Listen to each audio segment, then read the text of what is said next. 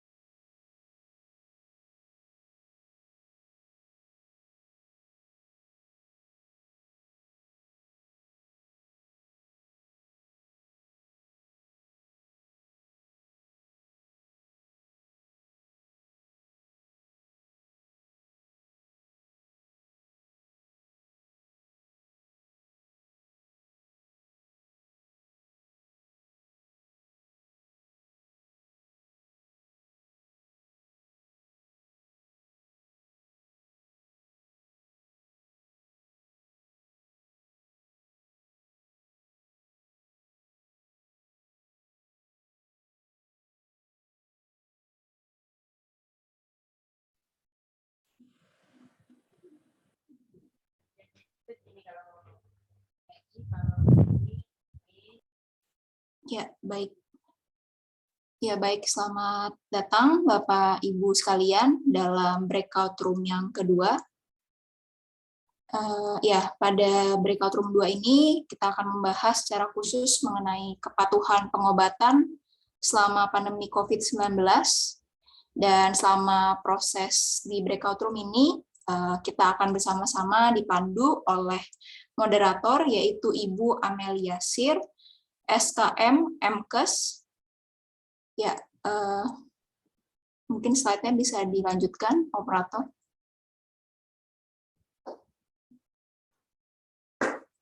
Ya, Ibu Amelia merupakan staf mengajar di Universitas Nusa Cendana, dan beliau juga merupakan PI dan co-PI dalam berbagai penelitian di bidang HIV dan AIDS. Beberapa di antaranya adalah pada tahun 2015, ia terlibat dalam penelitian integrasi penanggulangan HIV dan AIDS ke dalam sistem kesehatan dan efektivitas penanggulangan HIV dan AIDS di Kota Kupang. Kemudian pada tahun 2012, beliau juga tergabung dalam studi faktor yang berhubungan dengan tingkat kepatuhan terapi ARV pada ODA di Balai Kesehatan Paru Masyarakat Semarang. Dan tentunya beliau juga aktif menulis dalam berbagai media publikasi ilmiah. Ya, dengan demikian mungkin waktu dan layar saya persilahkan kepada Ibu Amelia untuk memulai memandu proses diskusi dan pemaparan. Silakan. Terima kasih Ibu Nidia. Ibu Nidia ya. Baik, terima kasih. Apakah suara saya terdengar dengan jelas? Ya, jelas ya. Baik. Sebelumnya saya minta maaf ini karena lagi tugas di daerah, jadi jaringannya sedikit terganggu dan laptopnya juga tidak mumpuni untuk mendukung background virtual background-nya.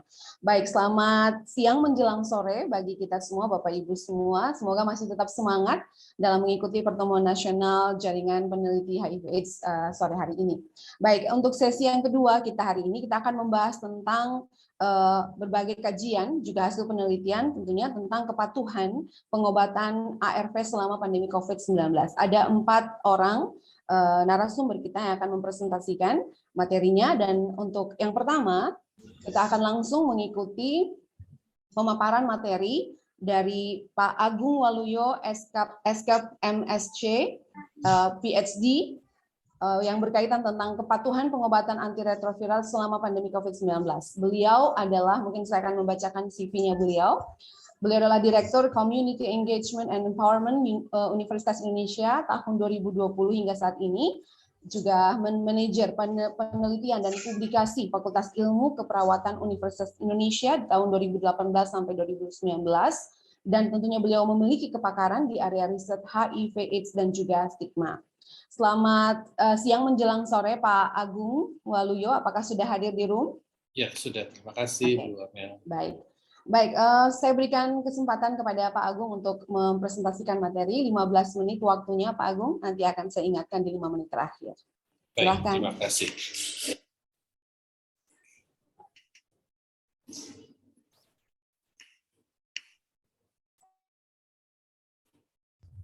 Ya, selamat siang Bapak Ibu sekalian. Pertama-tama terima kasih atas kesempatannya saya diundang untuk sharing di sini. Tentu sebelumnya saya akan membuat disclaimer bahwa apa yang saya tayangkan ini bukan merupakan bagian penelitian saya, karena memang saya saat ini sedang fokus pada penelitian bagaimana warga binaan itu bisa memberikan partisipasinya untuk melibatkan partnernya untuk bisa diperiksa, dan jika mereka ternyata positif, mereka akan masuk ke dalam proses pengobatan ARV. Sehingga di saat ini saya akan lebih kepada literature review, dan ada pengalaman dari perawat yang bekerja di sebuah unit pelayanan kesehatan masyarakat yang nanti akan saya share di 10 menit ini. Yang pertama, seperti kita ketahui, kondisi pandemi membuat pelayanan kesehatan tentu ini akan mengalami gangguan, dan ini tentu saja bisa memberikan dampak fisik dan psikologis dari ODIF tersebut, dan ini tentu saja sangat berkaitan antara interaksi penyakit HIV dan COVID-19 dengan faktor-faktor komorbid yang lain seperti yang dimiliki oleh pasien-pasien seperti diabetes, hipertensi, maupun kondisi-kondisi yang mereka tentu memiliki risiko tinggi mengalami stigma, kekerasan, diskriminasi, dan isolasi. Dan situasi ini yang membuat kondisi sindemik yang mengakibatkan tentu pelayanan dan pengobatan serta kepatuhan terhadap ARV-nya akan terganggu.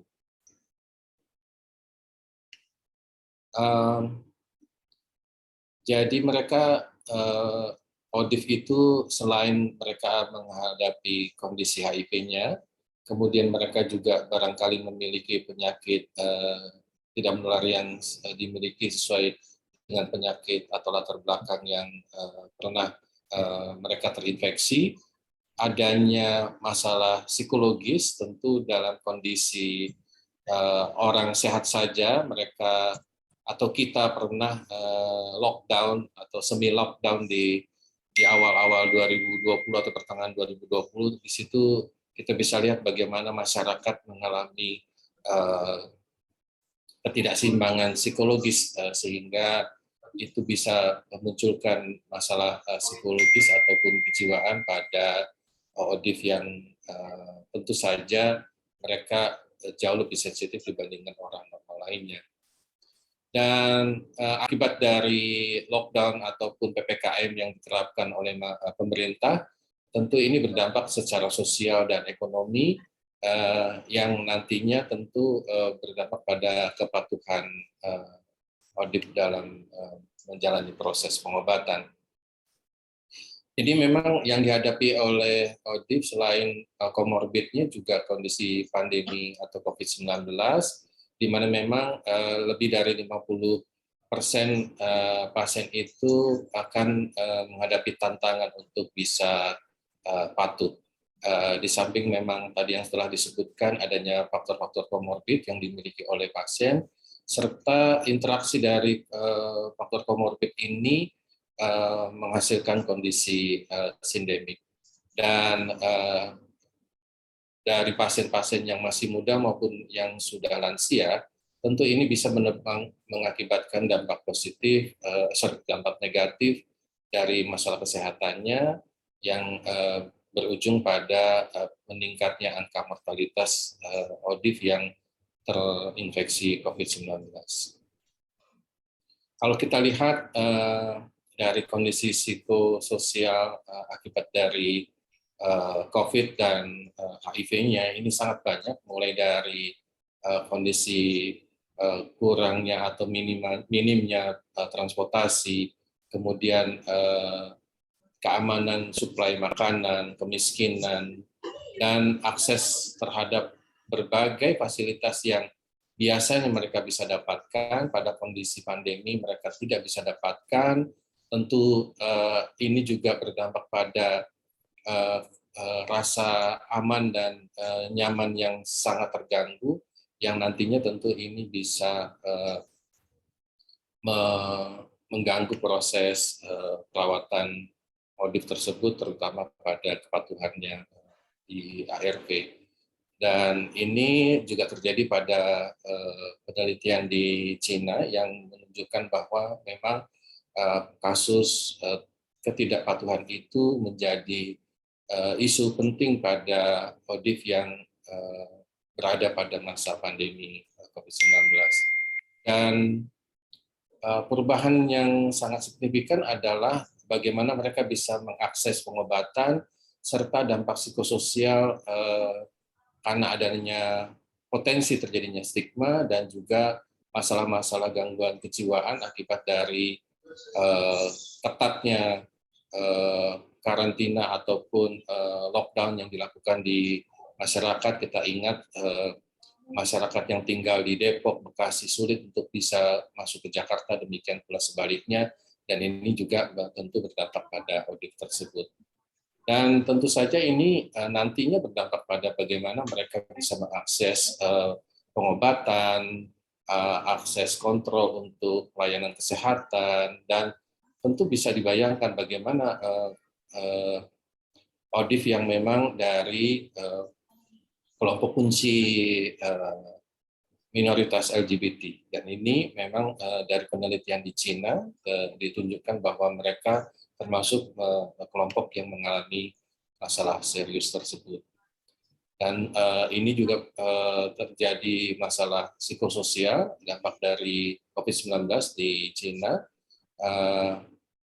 terlebih adanya berita hoax di mana mereka menghadapi isu penyebaran COVID-19 ini sebenarnya juga dalam upaya untuk menyebarkan HIV pada masyarakat di Cina sana. Nah, tentu ini juga berkaitan dengan bagaimana mereka bisa bertahan pada program pengobatan, baik mereka yang umumnya bisa datang ke klinik secara rutin, maka pada kondisi pandemi ini tidak mungkin terjadi. Kemudian mereka harus melakukan video call ataupun WhatsApp group ataupun komunikasi menggunakan WhatsApp. Nah, tentu saja pengobatan itu menjadi tidak mungkin lagi bisa dilakukan seperti biasanya. Mereka akan dikirimkan menggunakan kurir. Nah, tentu saja ini jika pasien-pasien atau ODIF tersebut merahasiakan status HIV-nya, ini menjadi masalah yang cukup serius sehingga mereka ada yang memilih untuk tidak melanjutkan pengobatan dibandingkan harus terbuka status atau kerahasiaan mereka sudah HIV positif. Dan belum lagi mereka yang tidak memiliki jaringan internet ataupun memiliki smartphone yang bisa digunakan untuk layanan kesehatan virtual tadi. Sehingga memang banyak di antara mereka yang kalau tidak menunda proses kontrolnya karena kondisi pandemi, atau jika mereka menggunakan gadget yang mumpuni, mereka bisa menggunakan virtual control tersebut. Nah, data di Indonesia saya menggunakan tadi data perawat yang bekerja di puskesmas. Jadi memang kalau di Jakarta sendiri program adherence untuk ODIF selama pandemi dari Dinas Kesehatan, mereka ada program cek antar dan kemudian program MMD, multi non dispensing. Kemudian memang mereka juga kebetulan mungkin karena pasiennya dari golongan ekonomi yang cukup mampu membeli smartphone, mereka pemantauannya menggunakan WA Japri ataupun video call, bisa juga dengan grup WhatsApp khusus untuk pasien ODIF. Dan di beberapa provinsi memang tidak hanya DKI, ada yang memiliki MMD, program MMD, dan kalau di cek antar itu memang hanya ada yang sepengetahuan kami itu di Provinsi DKI. Sehingga memang dari dampak pembatasan PPKM ini membuat ODIF mengalami kesulitan untuk bisa kontrol ke rumah sakit ataupun puskesmas, bisa karena tidak punya ongkos, bisa juga karena pembatasan wilayah tadi. Sehingga challenge yang terjadi adalah karena terjadi pemutusan hubungan kerja, mereka harus pulang kampung, dan kemudian pindah layanan, sehingga layanan di kampungnya belum settle untuk bisa memberikan pelayanan yang seperti mereka terima selama mereka berada di Jakarta. Sebagai kesimpulan, memang kondisi pandemi ini sangat mengganggu proses keberlangsungan perawatan dan adherence dari ODIF untuk bisa minum ARV secara rutin.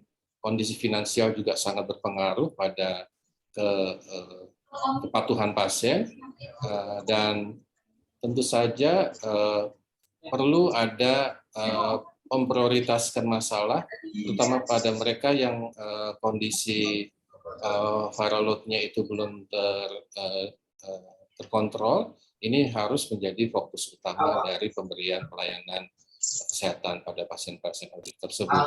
Dan tentu saja diperlukan testing dan kemudian memastikan bahwa pelayanan kesehatan itu lebih kreatif sehingga kebutuhan yang dimiliki oleh para ODIF itu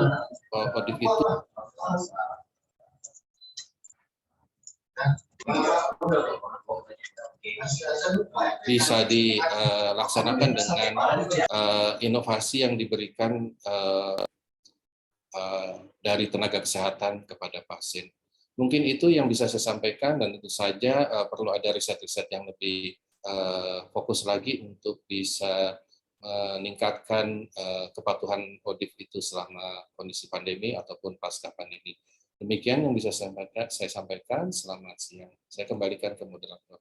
Baik, terima kasih Pak Agung untuk presentasi dan pemaparan materinya, sangat memberikan pencerahan. Baik, bagi Bapak Ibu semua memang masih ada tersisa waktu sekitar 3 menit lagi. Ya, bagi Bapak Ibu yang mungkin ingin mengajukan pertanyaan, mungkin bisa silakan di chat box. Ya, ini masih pemateri yang pertama. Kita akan lanjut lagi nanti setelah selesai keempat pemateri, baru kita masuk dalam diskusi dan tanya jawab. Nah, untuk pemateri yang kedua, kita akan melanjutkan dengan pemateri yang kedua, juga masih tentang topik yang sama, tentang kepatuhan pengobatan ARV selama pandemi COVID-19, yang akan disampaikan oleh Dr. Windu Purnomo, MS. Ya, beliau adalah dosen pada Fakultas Kesehatan Masyarakat Universitas Airlangga, Surabaya, dan juga dosen pada Fakultas Kedokteran. Ya, selamat siang menjelang sore, Pak Windu. Apakah sudah bergabung?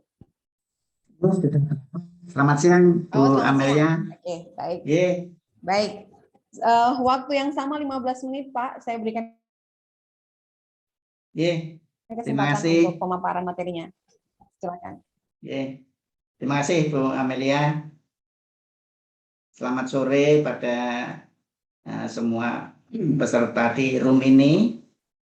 Jadi saya akan menyampaikan beberapa hal, dan ini juga bukan data yang ada, bukan dari hasil penelitian saya, tetapi dari beberapa data yang saya ambil dari beberapa jurnal. Ya. Jadi saya mulai dulu dengan kondisi COVID kita. Jadi hari-hari ini Indonesia sudah cukup bagus, ya. Mudah-mudahan tetap bagus. Hari ini setiap hari rata-rata kasus baru hanya sekitar 200 dari puncak yang pernah kita capai pada bulan Juli, ya, itu 50 sekian ribu per hari. Ya, dengan kematian dulu di puncak itu sekitar 2.000-an lebih per hari, sekarang tinggal 10 lah. Ya. Mudah-mudahan kita mampu seterusnya begini. Ya, mampu seterusnya begini, apalagi cakupan vaksinasi kita juga untuk 2 dosis sudah 50% lah, ya, hampir 50%. Jadi akhir tahun ini saya kira sudah lebih dari 50% itu dosis protektif, sehingga mudah-mudahan sepanjang kita mampu untuk agar tidak ada varian-varian baru yang lebih menular, yang lebih virulen masuk ke negeri kita, ya, saya kira kita bisa lulus ujian, ya, sehingga disruption yang sempat terjadi sampai menimbulkan berbagai macam, termasuk menyangkut kepatuhan dari para order-audit kita, ya, ini menjadi sempat turun, saya kira. Ya.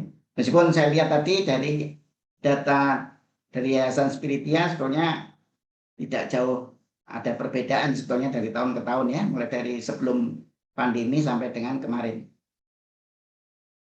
Ini kasus kita seperti ini, ya, sudah bagus, ya, sudah bagus sekali. Ini dari puncak setinggi ini itu untuk kasus positif baru, sedang ini untuk kematian. Oke. Jadi Indonesia saat ini secara umum levelnya 2. Ya, UK itu sekarang level 4, ya, dan beberapa negara level 4. Sekarang kita sudah level 2. Ya, hanya yang masih jadi PR kita adalah case fatality rate kita masih tinggi. Ya, padahal angka dunia itu sekitar 2%, ya, kita 2 kali lipat lebih. Ya, ini yang PR kita. Oke, ini vaksinasi kita sudah bagus. Yang dosis 2 sudah nyaris 50%. Ya. Dari tadi kita juga kedatangan vaksin-vaksin baru, berapa juta dosis gitu, ya, dari produsen. Nah, ini kasus HIV kita maupun kasus AIDS, ya, ini di trimester yang pertama saya kira ini. Nah, ini memang kasus barunya naik turun gitu, ya. Nah, infeksi kita yang baru memang untuk Indonesia ini tertinggi di Asia Pasifik, ya. Nah, ini tentu PR besar buat kita, ya. Jadi sekitar 30.000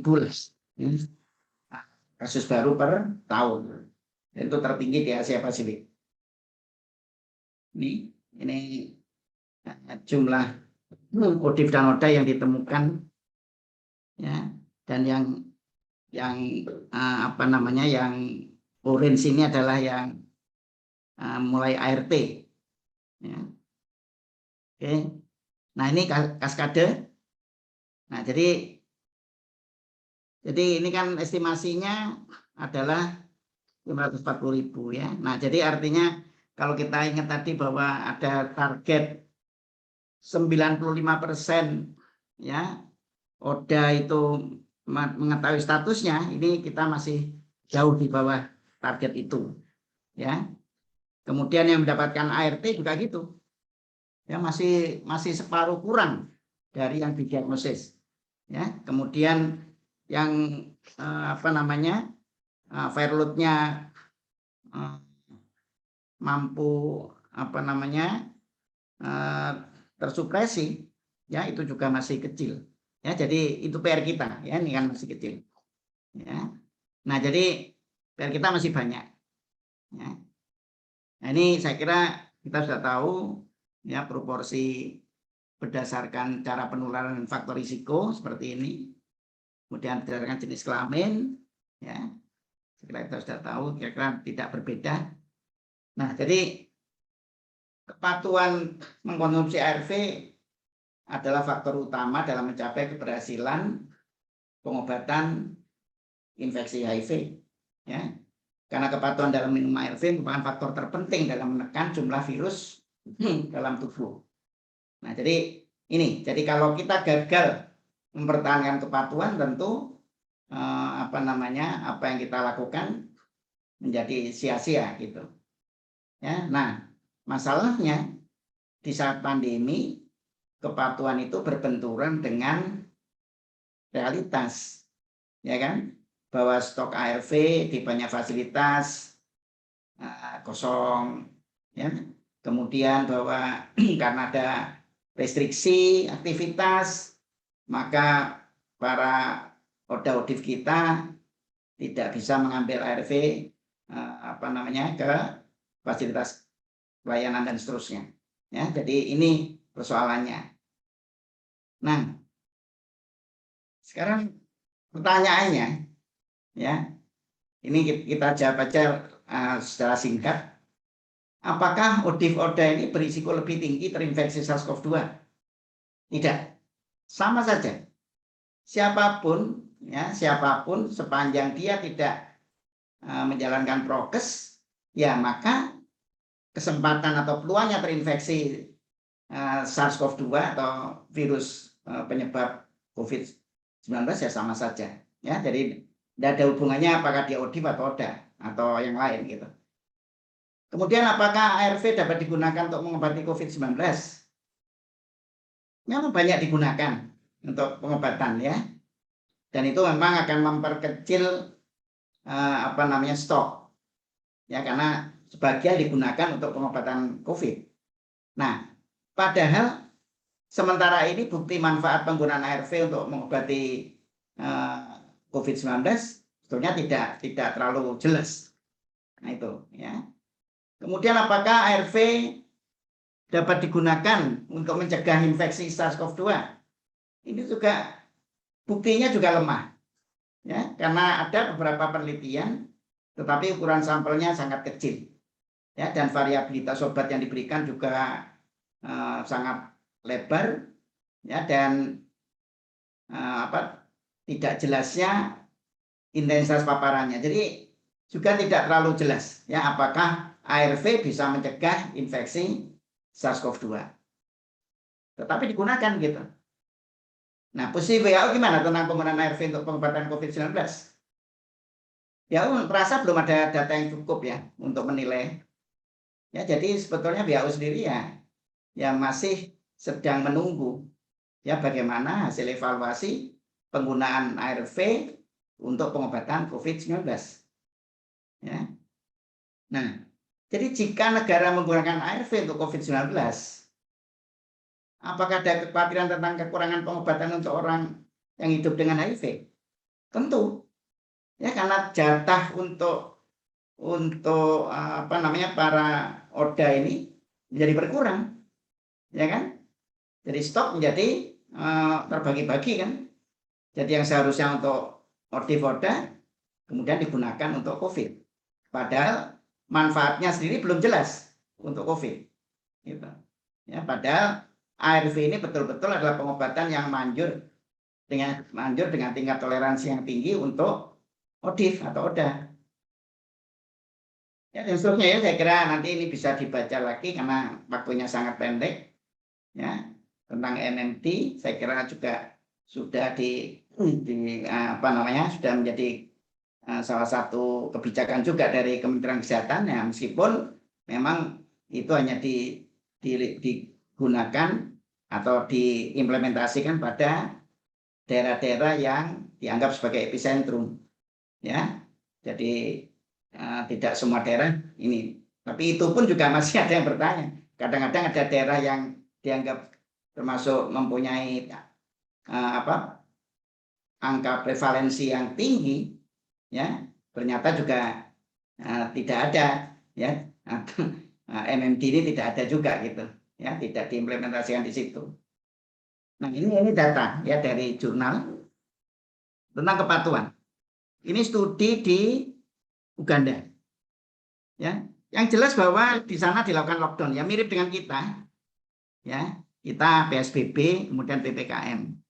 Tapi prinsipnya sama, ya, merestriksi aktivitas warga, mobilitas ditahan, orang stay at home. Nah, jadi kunjungan klinik turun 50% setelah lockdown. Ya. Kemudian yang cukup menakutkan itu adalah risiko kehabisan ART. Jadi ini mempunyai risiko relatif 5,1. Artinya sebelum lockdown atau setelah lockdown aja ya. Setelah lockdown ya, itu risiko untuk kehabisan ART menjadi meningkat 5,11 kali, 5,1 kali lah ya, dibandingkan dengan sebelum lockdown. Nah, ini yang cukup membuat kita miris. Jadi ini ya. Jadi sebelum lockdown ini yang dua garis vertikal ini awal lockdown, ini berakhirnya lockdown di Uganda. Jadi sebelum lockdown ya, itu risiko kehabisan ART ya sekian gitu, kecil ya, hanya tidak sampai 10%. Tetapi begitu selesai lockdown ya, itu meningkat sampai 30%-an gitu ya. Jadi meningkat 5 kali lipat. Ya. Tetapi kepatuhannya relatif tetap. Kepatuhan minum ARV-nya. Jadi ini jangan-jangan ya memang di rumah kebetulan para ODA ini mempunyai stok yang cukup. Ya mungkin stok sebulan meskipun dia tidak bisa pergi untuk mendapatkan ARV, dia tetap bisa minum obat. Ya. Jadi itu. Nah, kemudian viral load ya. Viral load juga tidak terlalu banyak berubah.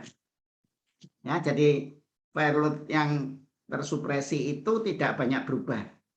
Ya. Meskipun lebih tinggi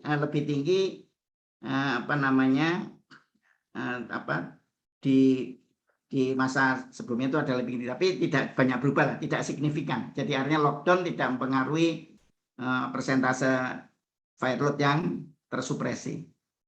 Dan studi di Uganda juga ini pada untuk variabel yang agak berbeda. Ya, jadi ternyata lockdown itu menghasilkan depresi ya. Ya kan, jadi banyak orang depresi lah ya, karena dia tidak lagi bekerja, tidak punya duit, ya mungkin tidak mendapatkan bantuan sosial ya dari pemerintah dan sebagainya, mungkin ya kurang, tidak cukup. Pak Windu, 3 menit lagi ya Pak. Ya, ya. Nah, jadi itu ada yang mengalami depresi, ada yang tidak. Yang mengalami depresi, ya yang mengalami depresi. Jadi yang mengalami depresi itu adalah yang berwarna biru ini, ya warna biru itu. Ya, jadi itu kepatuhannya turun, memang, ya turun. Tetapi yang tidak depresi tidak turun. Jadi kalau kita berhasil mengurangi depresi, ya dengan bantuan bantuan atau dukungan psikologis, ya maka kita akan bisa menekan tidak patuhnya para ODA ini. Ini data dari Inspiritia tadi.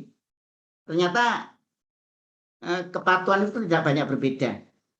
Ya, kepatuhan untuk ART tidak banyak berbeda ya. Jadi artinya ya di Indonesia tidak membawa efek yang cukup besar sebetulnya. Nah, jadi ini di Amerika Latin dan Karibia. Nah, ini lagi. Jadi yang 70% ODA itu tidak memiliki ART yang cukup untuk 2 bulan ke depan. Jadi ini sungguh data yang mengerikan juga itu. Ya. Nah, jadi itu, dan di antara para migran yang terutama dari Venezuela itu lebih dari 3/4 ODA-nya ya itu hanya cukup punya persediaan ART selama 1 bulan itu tinggal 52%. Ya, jadi yang 50% lainnya tidak punya, ya. Nah, jadi saya kira itu. Nah, kemudian WHO sendiri mengatakan bahwa akses ke ARV sangat terpengaruh oleh pandemi COVID-19, ya. Jelas itu, ya. Jadi saya kira sangat logis, ya. Makanya karena itu kan dikeluarkan panduan untuk MMD misalnya, ya, mempertahankan penerbangan dan rantai pasokan, ya. Kemudian melibatkan masyarakat untuk distribusi obat, ya. Kemudian bekerja dengan produsen untuk mengatasi tantangan logistik. Nah, apa yang perlu kita lakukan agar kepatuhan ARV terjaga? Macam-macam, ya. Saya tulis di sini ada, ya, tentu kurangi frekuensi dan durasi kunjungan ke fasilitas kesehatan, ya, tetapi petugas jemput bola, gitu, ya.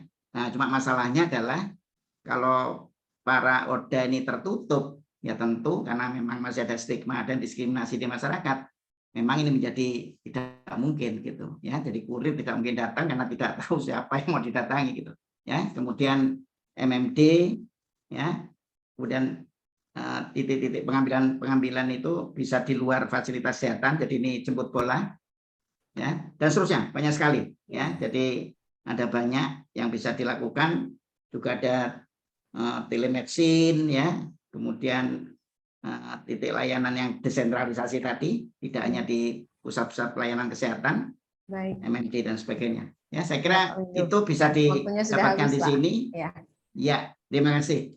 Oke, baik. Matur nuwun. Iya, terima kasih Pak Windu untuk presentasinya tadi. Ada beberapa hasil penelitian juga yang bisa kita pelajari dari pemaparan yang disampaikan oleh Pak Windu Purnomo. Terima kasih Pak Windu. Baik, jika ada Bapak Ibu yang juga ingin bertanya terkait dengan materi yang disampaikan oleh Pak Windu, bisa langsung pada kolom chat yang tersedia. Nanti kita akan buka kolom diskusi nanti setelah 4 pemateri. Baik, kita lanjut ke pemateri yang ketiga bersama dengan Pak Irwan Oktavianto.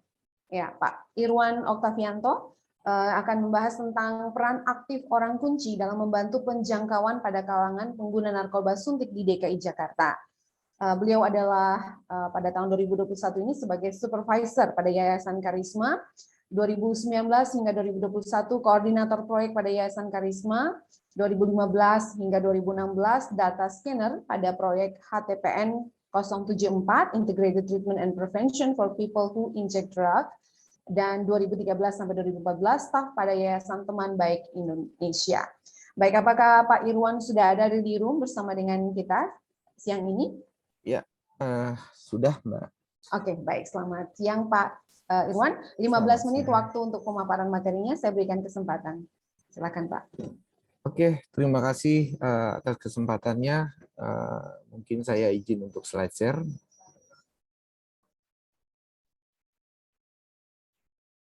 Apakah sudah terlihat slide share saya?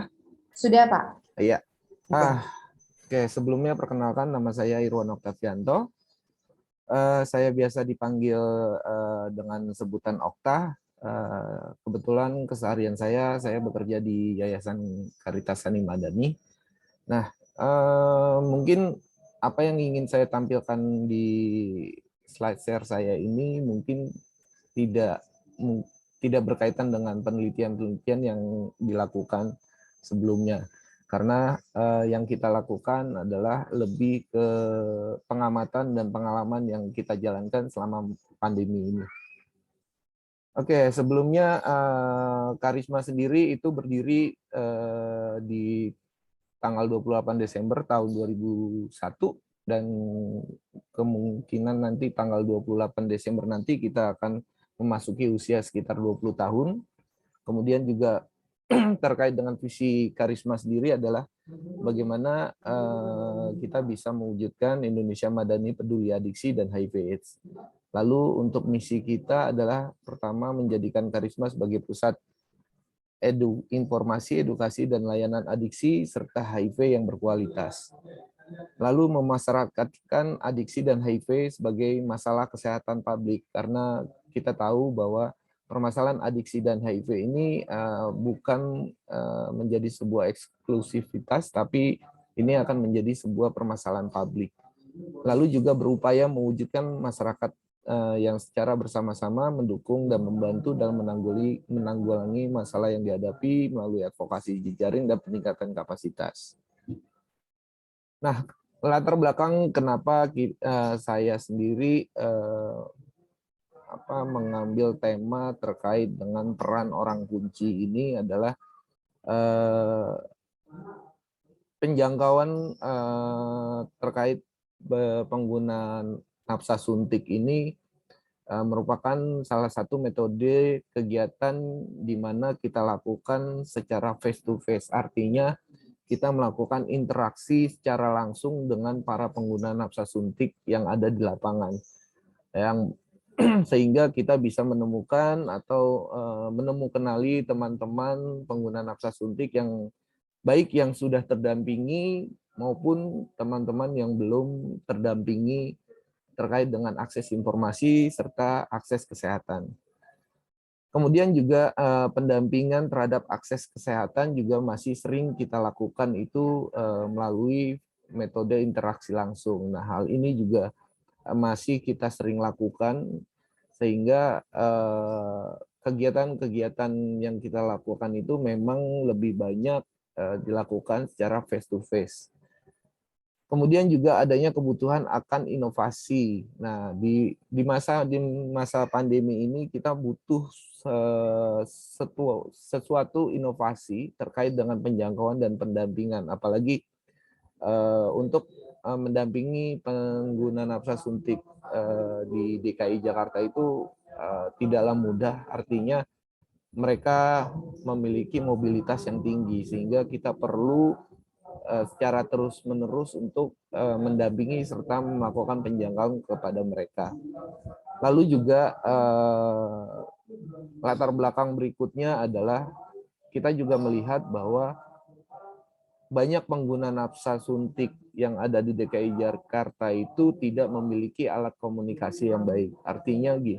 Artinya bahwa kita tahu bahwa pengguna nafsa suntik itu adalah lebih membutuhkan zat terkait dengan alat-alat komunikasi, karena sehari mereka punya alat komunikasi, besok atau lusa mungkin sudah tidak ada karena mereka harus memenuhi kebutuhan permasalahan adiksinya mereka. Sehingga alat komunikasi yang biasa mereka gunakan untuk kita hubungi itu sudah sulit sekali akhirnya kita temui. Nah, kalau kita melihat situasi di DKI Jakarta itu khususnya untuk pengguna nafsa suntik itu sejak tahun 2014 sudah mulai berkurang terkait dengan peredaran heroin di DKI Jakarta. Kemudian juga banyak teman-teman yang tadinya menggunakan heroin itu melakukan peralihan penggunaan nafsa dari heroin itu ke metapetamin atau sabu, biasanya kita kenal, dan serta mereka juga menggunakan penyalahgunaan Subuxone. Yang harusnya Subuxone ini adalah salah satu obat terapi untuk pengalihan terkait dengan kecanduan adiksi mereka. Sehingga harusnya Subuxone ini digunakan dihisap di bawah lidah, tetapi mereka cairkan atau mereka biasa kalau di lapangan mereka sebutnya digerus, kemudian dicampur dengan air dan dilarutkan, kemudian disuntikan. Kenapa kita bilang itu akhirnya menjadi sebuah penyalahgunaan. Kemudian juga di situasi berikutnya terkait dengan peran orang kunci ini, kita melihat bahwa pandemi COVID-19 ini melanda sejak awal tahun 2020, sehingga terjadi banyak pembatasan di beberapa wilayah DKI Jakarta, sehingga membuat kita sendiri kesulitan untuk memasuki tempat-tempat yang biasa kita temui teman-teman itu nongkrong atau berkumpul, itu sangat sulit sekali di masa pandemi ini. Kemudian juga kita diperlukan untuk inovasi terkait untuk kegiatan penjangkauan dan pendampingan bagi mereka. Nah, sebenarnya untuk inovasi ini sendiri, ini kita merupakan metode baru, artinya penjangkauan melalui virtual itu adalah metode baru yang dilakukan di kalangan penjangkauan di kalangan pengguna nafsa suntik dan pendampingannya. Sehingga teknik baru ini juga menjadi sebuah uji coba buat kami agar kita nggak pernah tahu nanti di masa depan akan ada pandemi yang seperti apa lagi nanti di masa depan, sehingga ini menjadi sebuah uji coba untuk kami terkait dengan kegiatan penjangkauan dan pendampingan secara virtual. Kemudian juga terkait dengan penemuan kasus-kasus baru, itu juga menjadi kesulitan bagi kami, karena biasanya kami bisa melakukan mobile test, artinya kita mendatangi spot atau hotspot di wilayah teman-teman yang biasa berkumpul itu untuk melakukan tes HIV, sehingga kita bisa melakukan penemuan kasus baru. Tetapi di masa pandemi ini akses untuk mobile test tersebut itu tidak diperbolehkan karena melihat situasinya akan terjadi kerumunan, sehingga tidak diberlakukan mobile test di lapangan seperti itu. Kemudian upaya yang kita lakukan di masa pandemi ini itu adalah penjangkauan dan pendampingan melalui pemanfaatan teknologi, media sosial, dan lain-lain. Artinya kita melihat bahwa ada peluang-peluang penjangkauan virtual itu tidak hanya melalui komunikasi secara via telepon, tetapi juga kita bisa memanfaatkan seperti media Facebook, Instagram, atau Twitter, karena di masa saat ini dengan kecanggihan teknologi banyak sekali juga teman-teman pengguna nafsa suntik itu mengakses media sosial, sehingga kita juga perlu terus mengupdate informasi dari teman-teman itu, apakah mereka punya Facebook, Instagram, atau Twitter, atau bahkan aplikasi-aplikasi lain. Kemudian juga terkait dengan pemanfaatan orang kunci di lapangan. Terkait dengan pemanfaatan orang kunci ini, kita sebelumnya juga melakukan pemetaan terkait orang kunci ini. Artinya orang kunci ini akan menjadi perpanjangan tangan kita atau perpanjangan tangan dari Karisma untuk melakukan penjangkauan serta pendampingan. Karena kita sadari bahwa banyak pengguna nafsa suntik itu tidak memiliki alat komunikasi.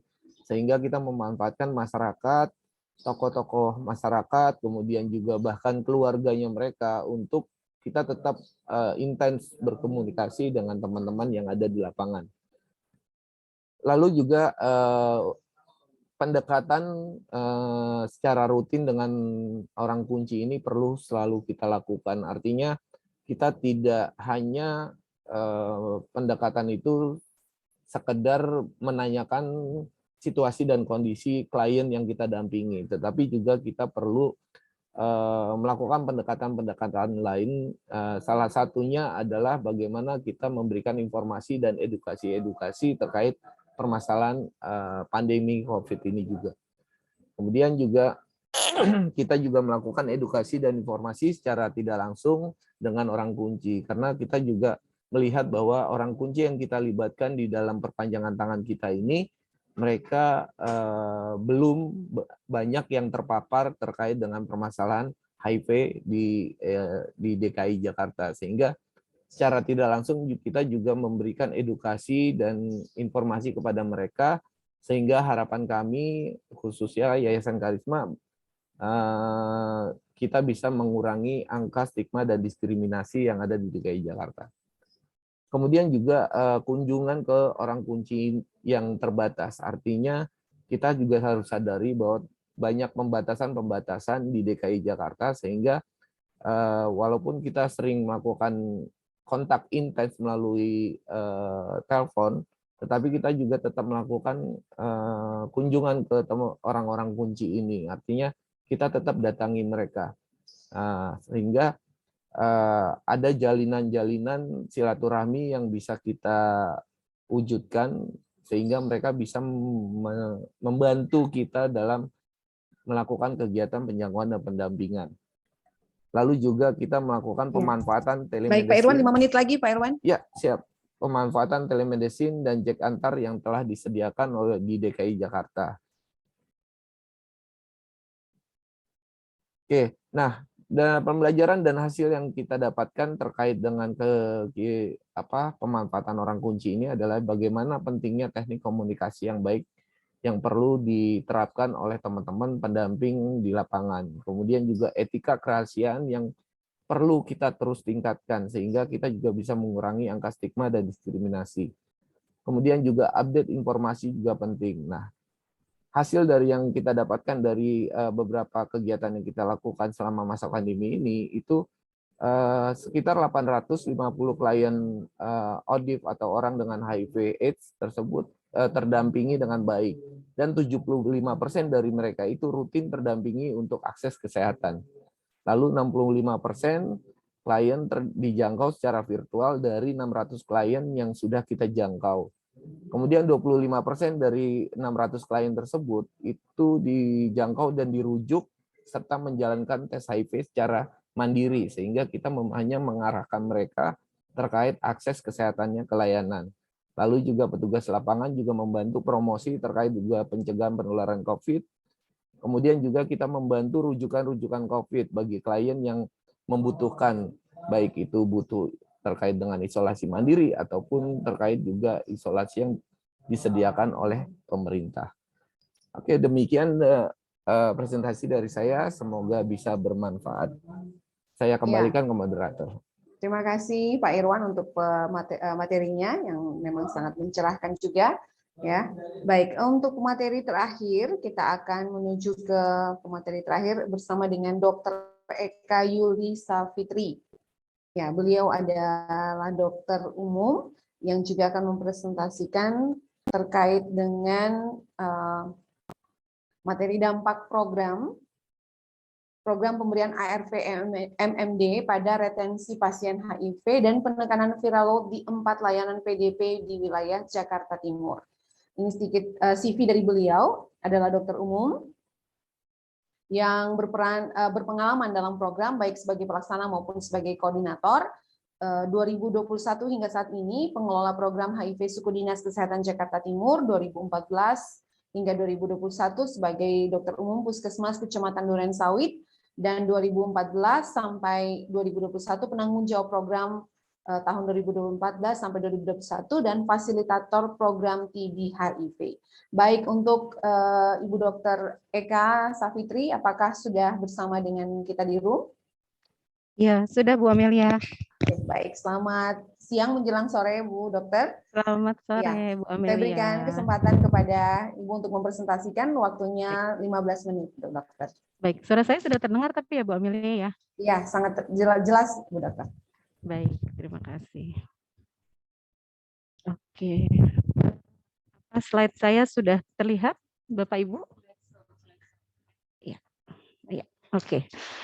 Ya, selamat sore. Assalamualaikum warahmatullahi wabarakatuh. Selamat sore Bapak dan Ibu semua. Terima kasih kepada Ibu Moderator atas kesempatannya. Terima kasih juga kepada Bapak dan Ibu para audiens ya. Di sini saya akan memaparkan sedikit terkait analisa program yang sudah kami lakukan di Jakarta Timur dengan judul dampak program pemberian ARV multibulan atau MMD, multi-month dispensing, pada retensi pasien HIV dan penekanan viral load di 4 layanan PDP di wilayah Jakarta Timur. Ini adalah tim kami ya. Tentunya tidak ada konflik kepentingan di penelitian ini. Kemudian latar belakang, mungkin saya sedikit menceritakan terkait latar belakang. Ini sebenarnya penelitian sederhana, analisa program. Jadi kami sudah melakukan studi pra penelitian, jadi sempat berkomunikasi langsung dengan layanan terkait kendala-kendala atau masalah yang muncul di layanan di masa pandemi. Gitu. Nah, yang pertama yang signifikan adalah kekhawatiran terhadap kondisi pandemi COVID sendiri yang hingga saat ini memang belum bisa kita prediksi kapan akan berakhir seperti itu. Kemudian yang kedua terkait kekhawatiran dari ODIF, dari pasien-pasien ODIF sendiri untuk mengakses layanan gitu. Jadi mereka agak khawatir untuk datang rutin ke layanan pengambilan obat karena khawatir terpapar COVID-19 begitu. Kemudian yang berikutnya adalah terkait kekhawatiran juga dari layanan sendiri karena memang sampai saat ini rumah sakit dan puskesmas masih menjadi pusat untuk pemeriksaan awal dari COVID, jadi memang petugasnya juga masih merangkap ya, mendobel dari tugasnya. Nah, di situ mereka cukup khawatir dengan kondisi layanan masing-masing, begitu. Berangkat dari sana, kami merasa solusi MMD ini menjadi solusi yang cukup baik, begitu. Tapi ternyata dari MMD sendiri muncul kekhawatiran dari praktisi atau klinisi bahwa kalau diberikan MMD, adherence dan retensinya maka tidak menjadi baik begitu. Adherence-nya jadi berkurang karena mungkin terlalu enak gitu ya diberikan 2 sampai 3 bulan, dan adherence dan juga supresi viral rate jadi terpengaruh juga seperti itu. Nah, di sini studi kami ingin menunjukkan data dari 4 layanan tentunya terkait dengan hubungan tersebut.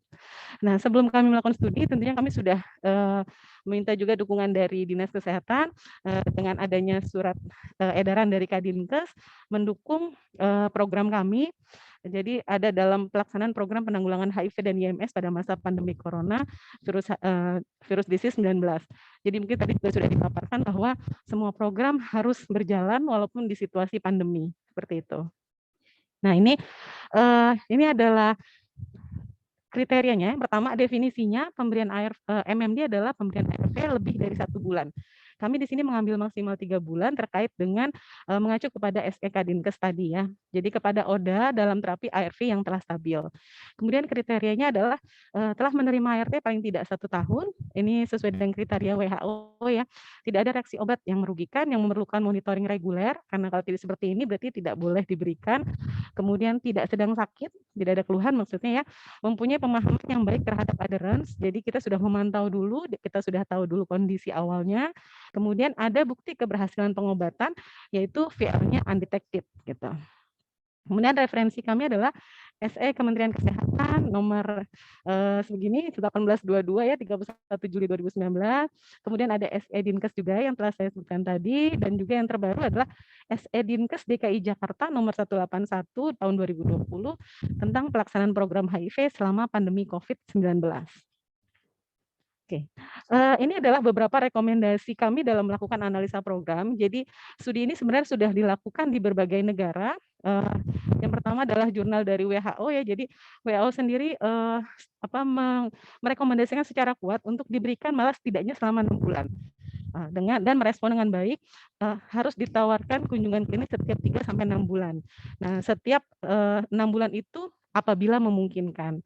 Tentunya dengan kondisi-kondisi pasien juga logistik.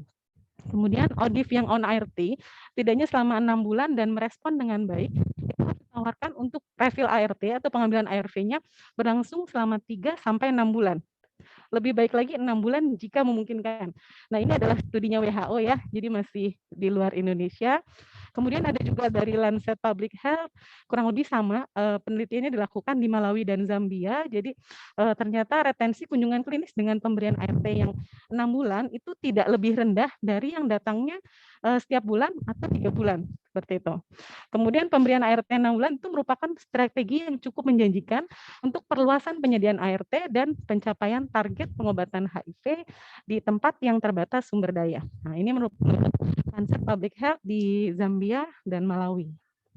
Kemudian dari jurnal AIDS Society, ini juga sama, jadi ada 2.150 partisipan diberikan MMD 6 bulan, hasil retensinya itu 93,6% dibandingkan 92,6%, masih di atas 90%. Kemudian hasil VL-nya juga lebih baik, 85% dibandingkan 90,8%. Dan supresinya ternyata lebih baik, jadi 82,6% dibandingkan 87,3% gitu. Kemudian studi dari JS berikutnya, pasien yang diberikan MMD ini memiliki kepatuhan dan retensi pengobatan yang lebih besar dibandingkan dengan pasien yang ternyata mengambil obat rutin bulanan, seperti itu. Nah, ini adalah simulasi kami dalam periode pengambilan obat ya. Jadi apabila pasien ODIF datang setiap bulan, maka akan 12 kali kunjungan rutin bulanan. Kemudian apabila diberikan 2 bulan, maka dia akan datang di 6 bulan. Jadi dua kali per sebulan itu, setahun itu ada 6 kali pengambilan gitu ya.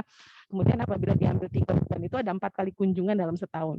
Nah, di sini MMD itu memang mengurangi jumlah kunjungan, kemudian meringankan pembiayaan pasien baik dari segi ongkos mungkin gitu ya, dan mengurangi beban layanan sehingga layanan dapat mempertahankan kualitas lebih baik. Nah, ini karena studinya sebelumnya dilakukan di luar negeri. Nah, pertanyaan kita apakah retensi dan penekanan viral load yang di Indonesia itu juga sama atau sebanding dengan jurnal yang ada di luar negeri itu.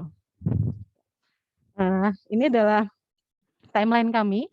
Jadi memang situasi pandemi tahun 2020 itu menuntut kita untuk mencari inovasi-inovasi untuk memberikan pelayanan terbaik pada pasien-pasien, dalam hal ini audit ya. Jadi pada Januari 2021 kita melakukan koordinasi dengan Dinkes DKI Jakarta terkait izin menggalakkan MMD, kemudian pembuatan SOP MMD, dan ada juga SOP Jak Antar dan SOP telemedicine. Ini mungkin juga tadi sudah sempat disebutkan sedikit oleh Pak Agung dan Dr. Windu juga ya, Dok. Kemudian ada sosialisasi MMD bulan batch yang pertama. Jadi karena kita di Jakarta Timur ada 10 wilayah ya, 10 kecamatan, dan di DKI Jakarta ada 6 wilayah, 6 wilayah. Jadi ini ada yang pertama. Kemudian yang April hingga Juni itu adalah sosialisasi MMD bulan batch kedua ke 5 wilayah di DKI Jakarta lainnya, dan evaluasi terhadap MMD yang pertama kali disosialisasikan gitu. Kemudian di Juli Sudinkes dan EPIK, kebetulan kami memang di program MMD ini didukung oleh EPIK atau Epidemic Control untuk menggalakkan MMD 3 bulan di DKI Jakarta. Kemudian di Agustus September 2021 evaluasi MMD 3 bulan dilakukan di 5 wilayah yang sudah melakukan, dan di November hingga Desember 2021 kami melakukan evaluasi berkoordinasi dengan tim Sudinkes, Epidemic Control, dan PSM. Nah, PSM di sini memang terkait dengan logistik. Jadi kami juga ingin mengajak dari logistik apakah memang memungkinkan untuk diberikan MMD di layanan Jakarta Timur. Gitu. Nah, ini metode yang kami ambil. Kami cukup percaya diri karena di Jakarta Timur ini merupakan kajian pertama yang mengevaluasi keterkaitan program dengan kondisi klinis gitu, terutama retensi pada pasien dan hasil pemeriksaan yang objektif yang terlihat yaitu supresi viral load. Nah, data yang kami ambil memang diambil dari 4 layanan besar di Jakarta Timur, yaitu 3 puskesmas dan 1 rumah sakit, periodenya 9 bulan terakhir ya. Kemudian analisisnya dilakukan dari Januari hingga September selama proses sosialisasi kembali program MMD, terutama pemberian ARV 3 bulan di wilayah DKI. Nah, layanan ini pun kita ambil karena memang 4 layanan ini adalah layanan yang memiliki akses ARV terbanyak dan mampu merepresentasikan kondisi pemberian MMD dengan baik 2 bulan maupun 3 bulan. 4 layanan tersebut adalah Puskesmas Pasar Rebo, Puskesmas Kramat Jati, Puskesmas Jatinegara, dan Rumah Sakit Polri tingkat 1 Said Sukamto. Kendati demikian kita tentunya memiliki limitasi ya. Sebelumnya saya ingin menyebutkan dukungan kami. Jadi pada saat pelaksanaan program memang secara bersamaan kami memiliki bantuan pembiayaan yang berasal dari Global Fund yang secara rutin. Kemudian ada juga dari Epidemic Control atau EPIC yang berupa Jak Transporter, dan tentunya juga dari masing-masing layanan yang menganggarkan untuk pembiayaan pemeriksaan VL sendiri yang berdasarkan dari BLUD, bantuan langsung umum daerah. Nah, tetapi memang walaupun ada pembiayaan tersebut, terkait permintaan dan penawaran dari tes VL tersebut memang masih sangat bervariasi gitu. Jadi dari layanan memang ada yang memang langsung memeriksakan sesuai dengan waktunya, tetapi ada juga yang memang tidak langsung diperiksakan gitu. Dari segi penginputan data juga seperti itu. Nah, tujuan kami melakukan ini adalah Ibu Eka, ya, 5 menit lagi. Oke, baik. Analisa ini diperlukan untuk menunjukkan bahwa penerapan MMD dapat menjadi cara yang efektif untuk memberikan layanan ARV, karena dari penelitian-penelitian menunjukkan MMD itu berkorelasi positif pada retensi dan supresi virus audit. Nah, ini belajar yang pertama, ternyata analisa program ini dapat dilakukan secara rutin karena bukan merupakan program baru dan hal baru, karena kita mengambil dari aplikasi rekap cohort yang memang rutin diisi oleh layanan dan dilaporkan secara rutin juga oleh layanan setiap bulannya gitu. Kemudian yang kedua, pembelajaran kedua adalah ternyata setelah kita melihat viral load yang tersupresi, kita kembali mundur ke belakang, itu berdasarkan retensi yang cukup baik dari 4 layanan gitu. Jadi di Jakarta Timur ada retensi ratanya itu adalah 93,7 untuk Pasar Rebo, 98,6% untuk Kramat Jati, dan 98,9 itu untuk Jatinegara. Di mana di Rumah Sakit Polri itu mencapai 99,5. Jadi retensinya masih cukup baik walaupun diberikan secara multi bulan. Gitu. Nah, terkait penekanan viral juga masih cukup baik ya, karena di sini data yang diperiksa dan eligible di viral memang belum ada ya. Jadi ternyata setelah diberikan MMD masih 55% di Rumah Sakit Polri itu tersupresi viral load-nya, kemudian 36% itu tersupresi di Pasar Rebo, kemudian 89% itu tersupresi di Kramat Jati, dan 98% supresi di Puskesmas Kecamatan Jatinegara. Begitu. Dari kajian ini kami berharap dapat meningkatkan lebih banyak lagi uptake dan implementasi keberhasilan dari pemberian ARV 2 bulan menjadi 3 bulan. Karena memang masih banyak yang lebih banyak yang 2 bulan, kami ingin mengupload jadi 3 bulan seperti itu.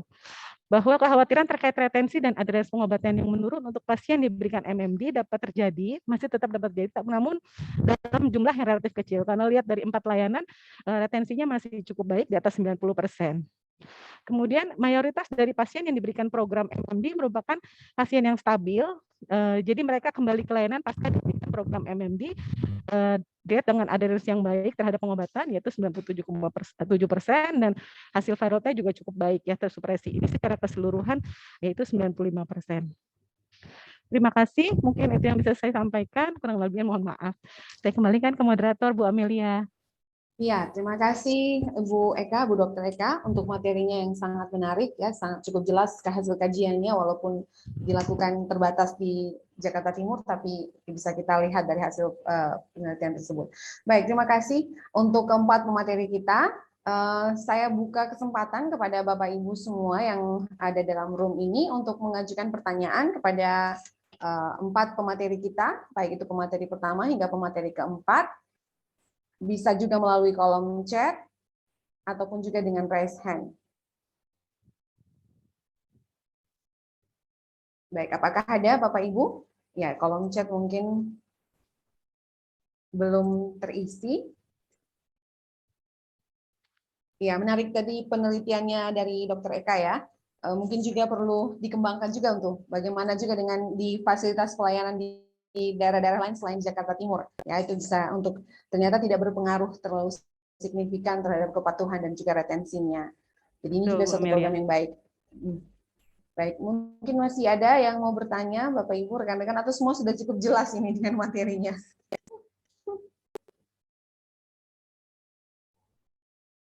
Oke, ya ini memang lebih banyak hasil pembelajaran dan kajian-kajian yang memang ini sudah keempat orang ini, kalau saya mau bilang ini sudah pakar dan punya pengalaman di bidangnya masing-masing, sehingga kita lebih banyak sharing pengalaman gitu ya. Ada Pak Irwan tadi tentang yang pengguna nafsa ya, itu tentunya juga penjangkauannya juga pasti tidak mudah gitu ya. Baik, ini belum ada juga di kolom chat. Ini bagaimana MC? Apakah ini sudah cukup jelas? Tidak ada yang berdiskusi terkait dengan materi ini?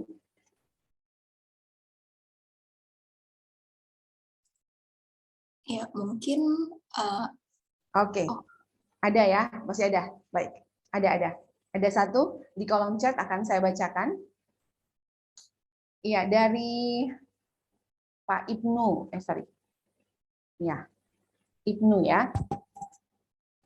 Terkait dengan penjangkauan dan pendampingan ODIF di Lembaga Salut NTB. Tema diskusi ini sangat oke. Oke, pertanyaannya, salah satu dampingan selama pandemi mengalami beberapa kendala pengambilan ARV ke layanan dan akhirnya mereka ini inisiatif untuk minta ke ODIF lain untuk minum ARV. Itu bagaimana sebaiknya tindakannya sebagai pendamping? Oke, baik, ini mungkin sharing pengalaman juga terkait dengan mendampingi ODA atau ODIF ya, yang kemudian akhirnya selama pandemi ini mengambil obat tidak ke layanan, tapi mereka minta ke ODA yang lain, ODIF yang lain, gitu. Ini mungkin apakah Pak Windu ataukah Ibu Dr. Eka yang mau membantu untuk menjawab?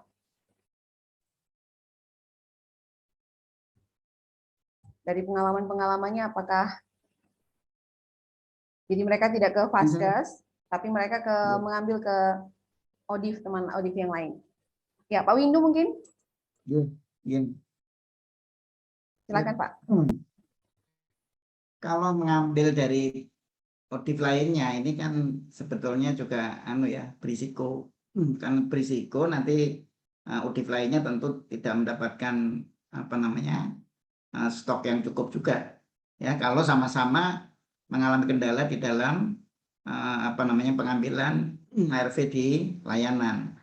Jadi ini kan harus tahu dulu ya, kenapa kok ODIF ini mengambil dari sesama ODIF.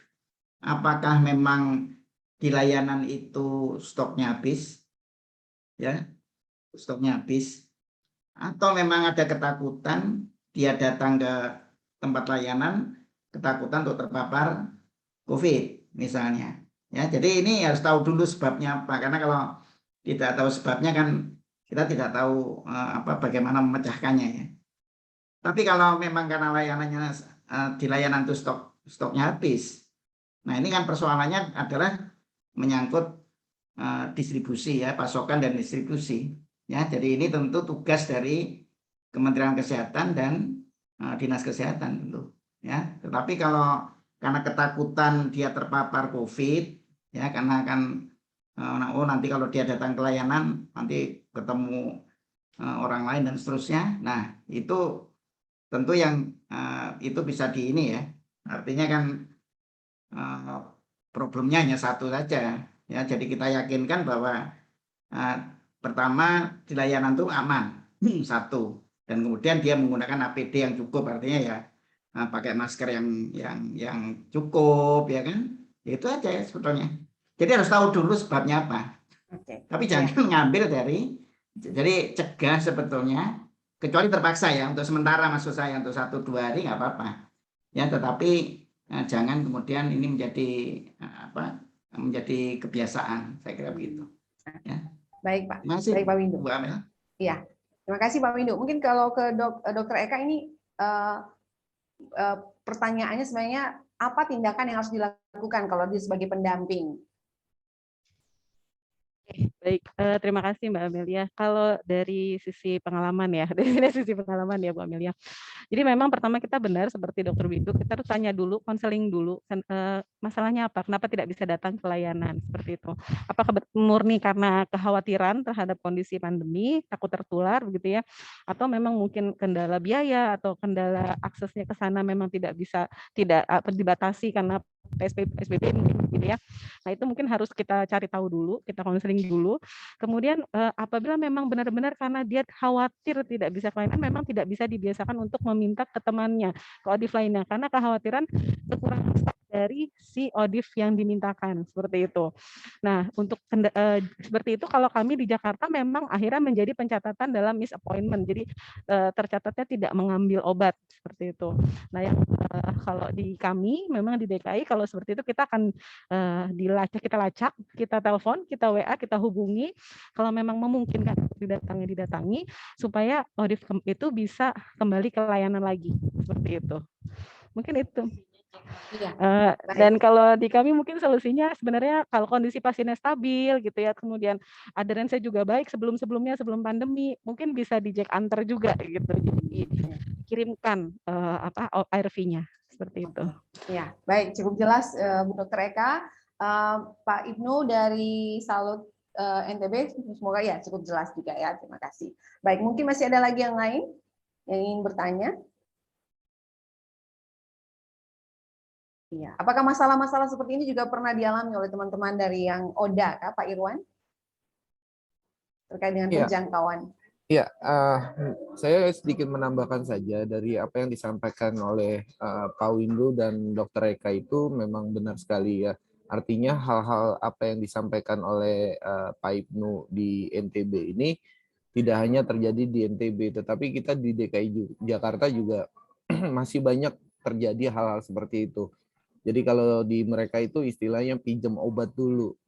Nah, pinjam obat karena mungkin waktu jadwal dia ambil obat itu sudah terlewat sehingga dia lupa untuk ambil obat karena dengan kesibukan-sibukan atau ada juga ketakutan-ketakutan untuk ketemu orang karena dengan kita tahu lah informasi di media cetak, media konvensional seperti itu cukup membuat bikin kita jadi depresi lah sebagai Oda gitu karena kita tahu bahwa kita menyandang status Oda itu kan kadang-kadang cukup berat juga ya karena kita juga perlu sehat jangan sampai terpapar dengan penyakit lain sehingga itu akhirnya Oda itu membuat sebuah stigma sendiri terkait dengan adanya pandemi ini sehingga mereka tidak mau untuk terjadi interaksi dengan orang sehingga takut untuk mengambil obat di layanan. Nah, yang perlu kita lakukan yang pertama biasanya kita menemui hal tersebut itu biasanya kita datangi langsung ke teman-teman yang melakukan hal tersebut. Kemudian kita melakukan asesmen, artinya asesmen kenapa alasannya seperti yang tadi Pak Ibnu sampaikan dan Dr. Eka sampaikan kenapa alasannya. Nah, alasan itu yang kita gali kembali semakin dalam sehingga alasan-alasan itu bisa kita arahkan ke hal-hal yang positif. Bahkan keterlibatan keluarga pun itu penting sekali. Artinya bagaimana keluarga juga mendorong si orang tersebut itu untuk tetap mengikuti jadwal dia dalam pengambilan obat. Kalau di Jakarta itu kan sudah sangat simpel sekali ya, artinya di Jakarta pemerintah daerahnya sudah cukup merespon terkait dengan permasalahan pandemi ini dengan dibuktikan adanya Jack Antar ini. Sehingga kita bisa memanfaatkan Jack Antar ini, sehingga kita juga memberikan informasi ke orang tersebut tentang Jack Antar ini. Mungkin juga mereka belum terupdate informasi terkait Jack Antar sehingga kita memberikan informasi-informasi tersebut. Demikian sih yang bisa saya sampaikan. Terima kasih Pak Irwan. Ya, mungkin terakhir Pak Agung. Ya, terima kasih. Kalau saya mungkin pengalaman karena penelitian saya di lembaga pemasyarakatan dan mereka yang sudah dilepaskan atau dibebaskan, umumnya memang masalah-masalah seperti ini mungkin terjadi, terutama memang apabila mereka punya kedekatan dengan sesama warga binaan yang sudah dibebaskan. Tetapi memang ini kejadiannya jarang jika memang sudah dibebaskan. Umumnya pinjam obat itu terjadi selama mereka masih ada di lembaga pemasyarakatan. Nah, selama di lembaga pemasyarakatan, selama itu dokter ataupun perawat yang berdinas di klinik LP lapas tersebut bisa melihat bahwa ini dari warga binaan yang memang biasanya tingkat adherensinya baik, itu tidak menjadi masalah. Tetapi akan menjadi masalah jika ini terjadi di masyarakat dan di saat itu juga ada pembatasan aktivitas. Nah, ini yang memang sebenarnya perlu ada pendampingan seperti yang tadi disampaikan oleh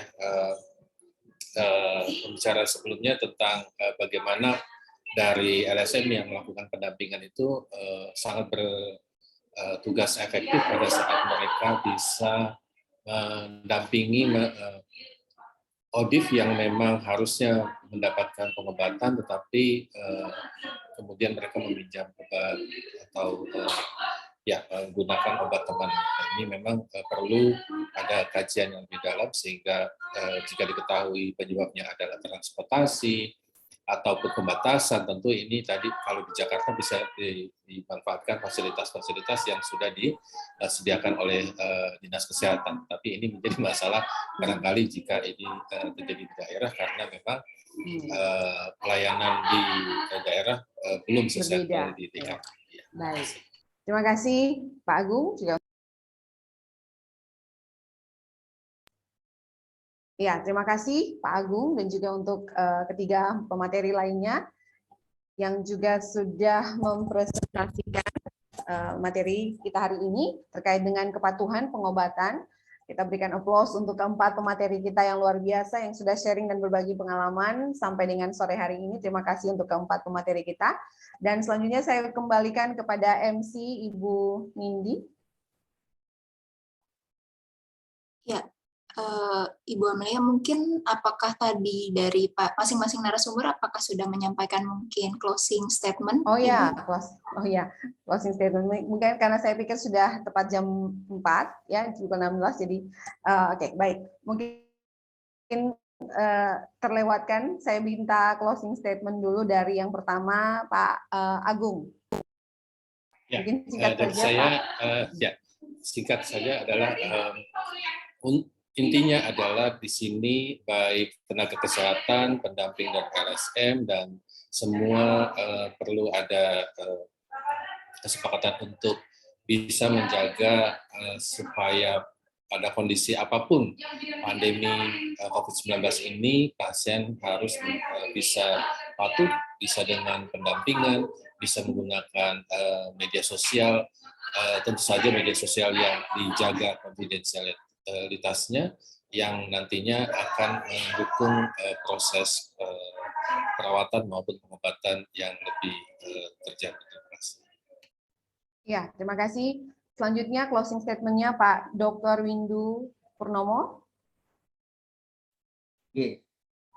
Jadi kan kita punya target ya pada tahun 2030 itu 3 ya, jadi artinya itu hanya bisa dipenuhi kalau memang para ODA ini tingkat adherensnya tinggi.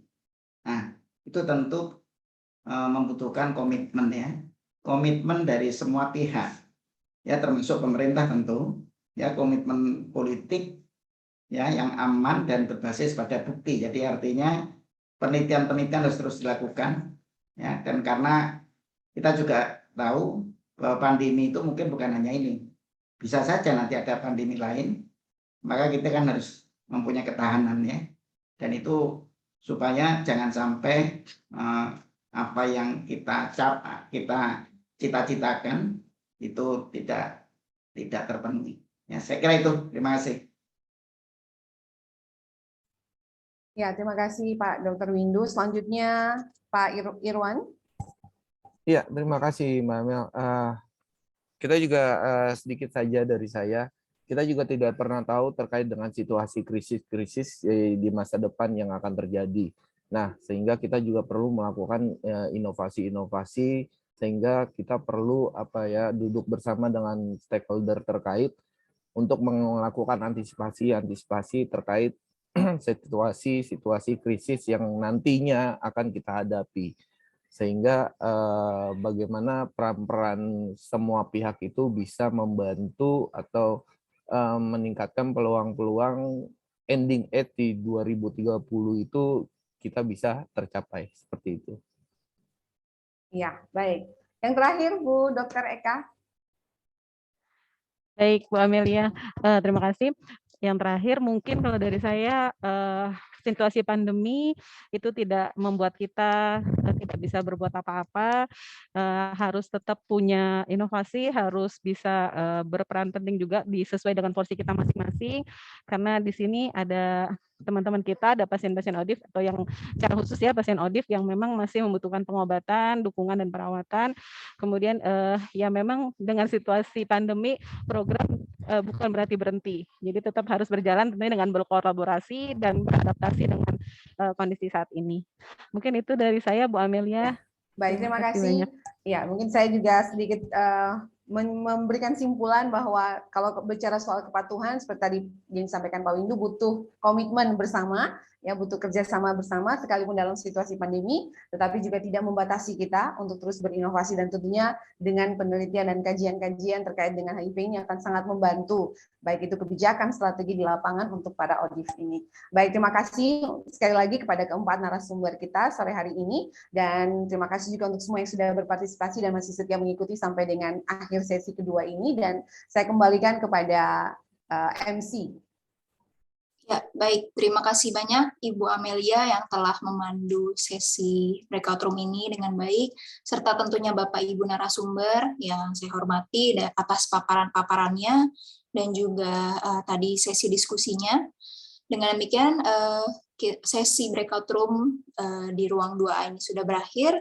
Untuk itu, saya persilahkan Bapak Ibu untuk mengklik tombol biru bertuliskan Leave Room, lalu pilih Leave Breakout Room agar kita bisa kembali ke ruang utama, karena di ruang utama akan terdapat beberapa informasi singkat yang akan disampaikan. Baik, silakan Bapak Ibu klik Leave Room, lalu pilih yang Leave Breakout Room. Baik, Terima kasih. terima kasih. Terima kasih.